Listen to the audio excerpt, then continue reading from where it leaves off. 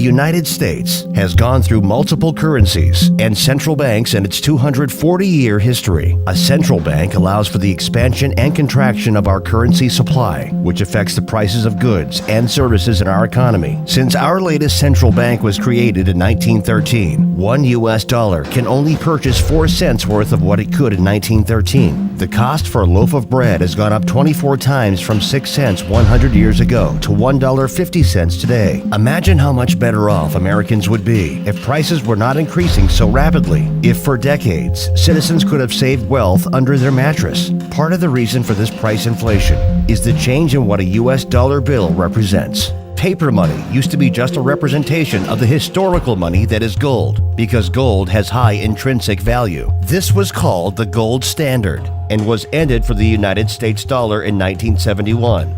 Then we were just left with cash, paper bills and metal coins. Today, only 8% of the world's currency exists in a physical cash form. The digital revolution has made money ever increasingly become more virtual and less physical. With the invention of the internet came some attempts to return to gold-backed currency by representing gold digitally. 2 of such attempts were called e-gold and gold money. The gold-backed digital currency, e-gold, gained some success, with $2 billion in transactions processed at its peak for the 2008 year. This and similar currencies were a challenge to America's monopoly on money, which they will fight tooth and nail to maintain. E-gold transfers were suspended, and they were prosecuted under the USA Patriot Act. Gold money's progress was also halted under government regulations, stopping money transmission from user to user. Revolutionary currencies like e-bullion and Liberty Reserve were also run out of business. The U.S. Treasury and Department of Justice stretched the definition of money transmitter in the USA Patriot Act to include services not even transferring U.S. dollars. No digital currency created yet was safe from censorship.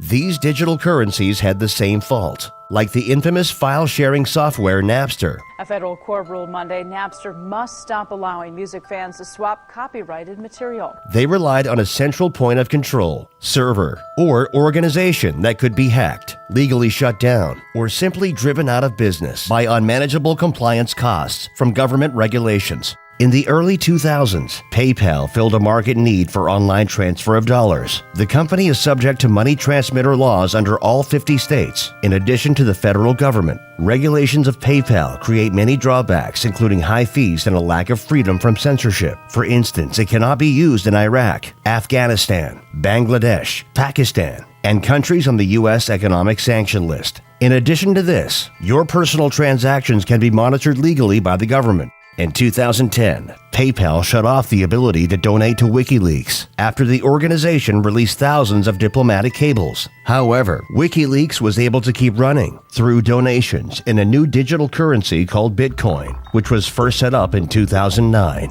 Bitcoin is the first virtual currency to not have a central point of failure. Most importantly, it is resistant to government force. Its entire system is distributed and thus impossible to pinpoint and shut down. It is able to achieve this feat through cryptography, which is basically a fancy word for secure communication. The software, of course, takes place via the internet. It runs on a protocol like HTTP, HTTP being the protocol for the World Wide Web. As it was designed, a distributed network of voluntary users provides the service to maintain the Bitcoin software system. This currency allows you to send a payment to anyone in the world online without using any bank, company, country, government, or otherwise trusted third party. Sending Bitcoin basically works like an email, except that a Bitcoin's unit of value cannot be duplicated. Only a specified number of Bitcoin units will ever be in existence. By May 2010, Bitcoin was beginning to trade in the real world. It is likely the first transaction ever made with the fledgling currency, which began in 2009. This Papa John's pizza might look like an ordinary delivery, but it seems likely to go down in history as the most expensive food of all time. In May 2010, a member pleaded to the community for someone to provide him with 2 pizzas delivered to his residence for his payment of 10,000 Bitcoins. This simple dinner cost the equivalent in Bitcoins of what would come to be worth over $10 million by December 2013. This is how fast the increase in its number of users and recognition has been. Online exchanges have been providing the trade of bitcoins and dollars for years, though many have closed from site security issues and lack of complying with government regulations. Mass adoption, however, will more easily happen from a recent trend that is growing fast. Now, if you haven't heard of Bitcoin yet, it is making international headlines and changing the way we exchange money. It is the first of its kind in the world, and today the Bitcoin ATM was unveiled right here in San Diego. Bitcoin ATMs are deploying worldwide, allowing the sale of bitcoins for cash and cash into bitcoins at physical locations. This machine changes it all by allowing users to get cash out or make deposits to their accounts. There are already such machines in Boston, Massachusetts, Austin, Texas, Mountain View, California, Vancouver, Canada, and Tijuana, Mexico. Bitcoin will succeed where past digital currencies have failed because it is not tied to any national currency. It has no central authority, and the supply cannot be manipulated. Bitcoin is like the internet in 1994. Few people used it, and even fewer knew how it worked. But it would go on to revolutionize nearly every industry in the world. Digital currencies are set to revolutionize money. Billion-dollar companies are among the 60,000 already accepting Bitcoin, and the list is growing rapidly. Money can now be sent worldwide to wherever there's an internet connection. We are truly in the era of the first global currency.